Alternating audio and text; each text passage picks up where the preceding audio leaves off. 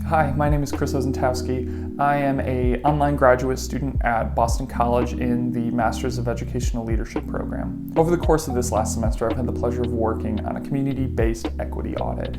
This is for the neighborhood that I live in. It's for the Ravenswood area and kind of the greater area around. And I know for any Chicagoans seeing this, I am going to be studying part of Uptown and part of Andersonville as well. The borders of where I wanted this equity audit to take place use Irving Park, Western, and Foster, and Lake Michigan as the boundaries. A huge part of this project was building an asset map and layering on different aspects of this neighborhood. Firstly, I layered schools. The second layer was places of worship. Third layer was social services. Fourth was public services. Fifth was businesses. Sixth was natural green spaces.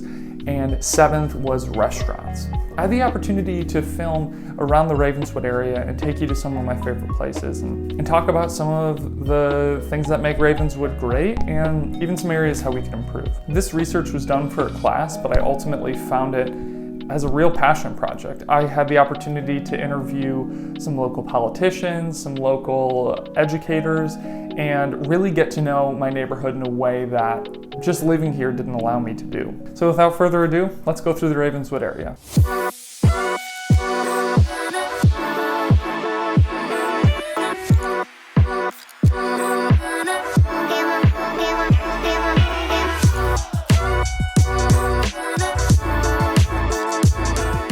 Where are we going? All over. Behind me right now is DeVry Advantage Academy. It is a senior high school for the Chicago public school system. To be involved, you need to fill out an application, and there's a little bit more of a process because this isn't like a normal high school or even a normal senior high school. Because of a partnership with DeVry that CPS has from around 2003, 2004, students who go to this senior high school as juniors and seniors graduate from high school, but they also graduate with an associate's degree. It's an incredible benefit, and it really serves to, in many ways, cut the cost of college in half. They can transfer into a great private university here in the city, DePaul University, as juniors. It gives a lot of students incredible advantages. One of the kind of downsides, however, is that the location that this is based in is on the north side, and from interviews with the principal, a lot of the students travel up to an hour and a half from the south and west sides. So they come for this incredible benefit, right? But they're not able to connect with their community because they're spending a total of 3 hours every school day commuting back and forth. Behind me is the beautiful All Saints Episcopal Church. This church is kind of a historic mainstay of the Ravenswood area. This is one church that in my research has kind of been a model for interfaith and intra-faith partnerships. They work with a number of organizations to really make the community a better place. We're actually going to go to one of the organizations that they partner with, so I'm going to go there and I'll see you there. Hi, welcome back. We are at Ravenswood Community Services. It's part of the church. They have partnered with the church, but they work out of the same building and the same address, but they are technically separate entities. So they let the church really focus on church stuff, and Ravenswood Community Services focus on community stuff.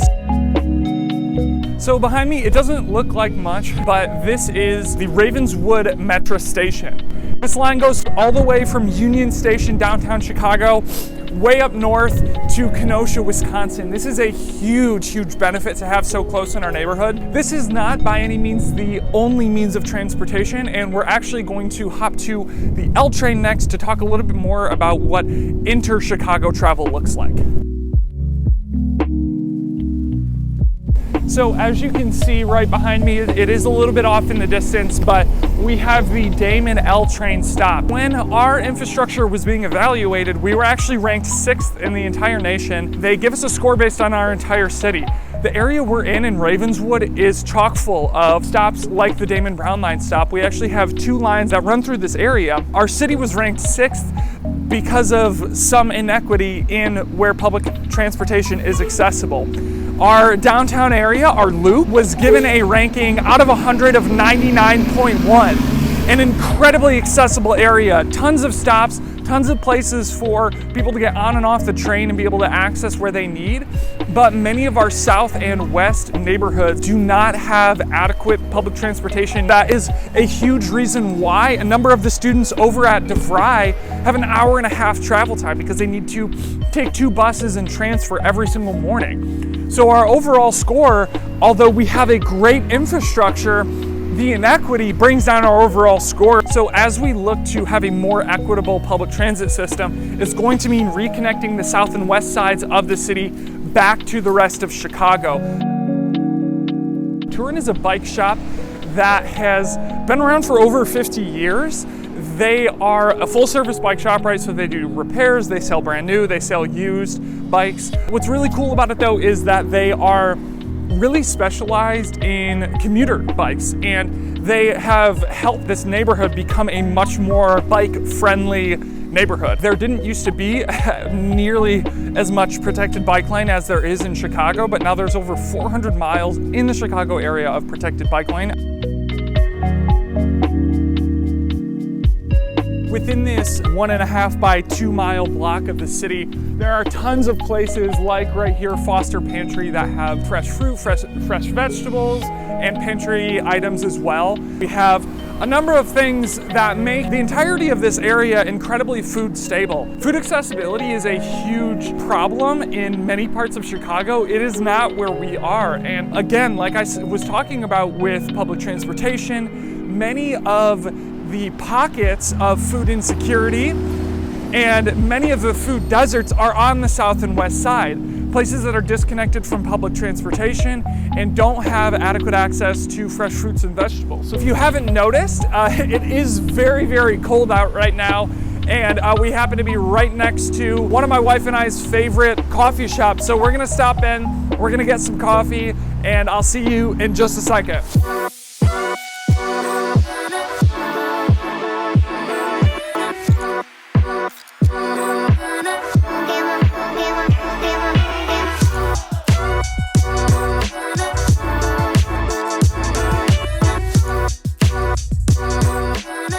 I apologize in advance for the wind.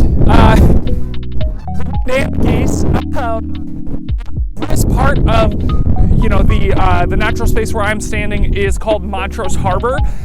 All along Lake Michigan, all along the coast here, there are miles and miles of beaches and amazing places to spend time with your friends and family. And actually along this too, we have a path called the Lakeshore Bike Path or Lakeshore Running Path that allows people to run and bike all up and down throughout the city. This is just in general an amazing small oasis from a lot of the noise of the city, and it's a great space to be able to get away. If it weren't 20 or so degrees outside right now, and this was the summer, you'd probably catch my friends and I out here jumping into the water. But because it is freezing, I'm gonna get out of here. We're gonna finish the day at one of my favorite restaurants and tell you a little bit about that spot. So I will see you in just 1 minute. Right now we are out front of Luella's Southern Kitchen. This is an incredible restaurant that namesake Luella moved from Mississippi in the 1940s, and her grandson actually started this restaurant with a number of her recipes.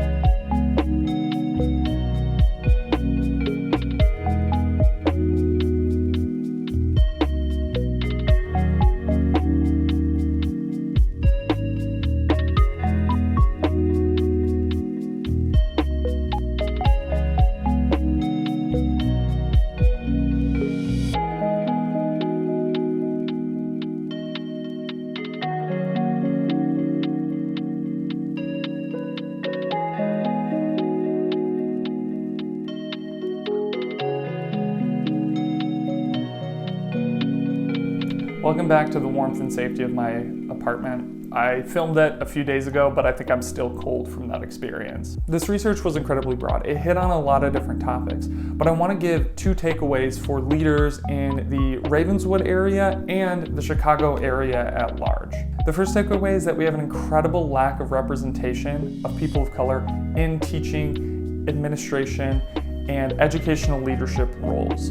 This has a profound effect on our schools, as this was a common thread through every one of the interviews with educators. Students of color aren't pursuing jobs and careers in education. In many ways, this is a cycle that, unless addressed, will continue to get worse. As students of color don't see themselves represented in teaching positions, they're less likely to aspire to that type of career. Many of the school leaders summed it up well when they said that the barriers to enter education are already so high that we don't want to add another reason for students of color to not get the most out of education that they can. The second implication for leaders is this: we need to address student commute times. Now, there's a number of factors that can influence this. One of the big ones is that many already under-resourced areas are disconnected from the city because of the lack of public transportation. Now, they're not disconnected in that there is no public transportation, it's just that it takes so much additional time. A student traveling 10 to 15 hours a week in the Chicago public school system is sadly not that far from the norm. That time can be spent doing so many other things: getting to know one's community, playing a sport, joining a club, or even having a part-time job. There's just so much that gets taken away when students have to spend so much time traveling. Students have a fear that if they go to their neighborhood school, they won't get a good enough education to get into college.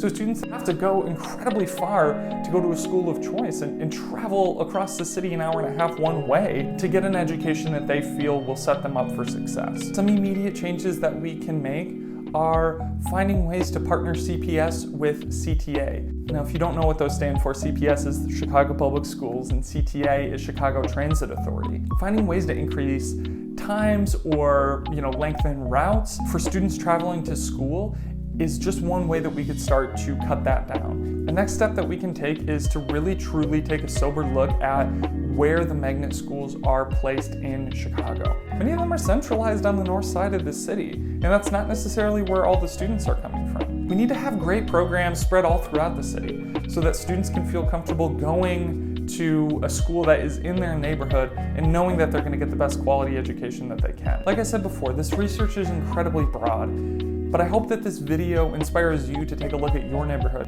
and see where there can be more equity and opportunity for those who might not have it. If you'd like to read my full paper, I'll put a link in the description alongside some of the resources that I used. I want to give a special thank you to the staff at DeVry University Advantage Academy, Principal Ruiz, Assistant Principal Gonzalez. I want to thank Head of School at North Park Elementary, John Novak. I want to also thank some local politicians, our soon-to-be former state representative, Greg Harris, our alderman, Matt Martin, and so many others that helped contribute to this project.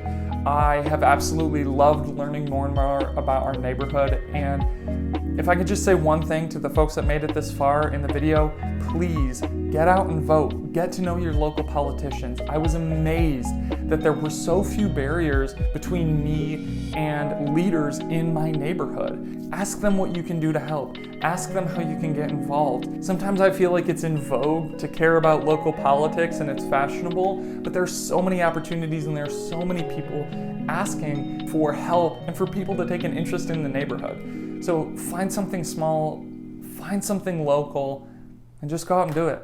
Thanks.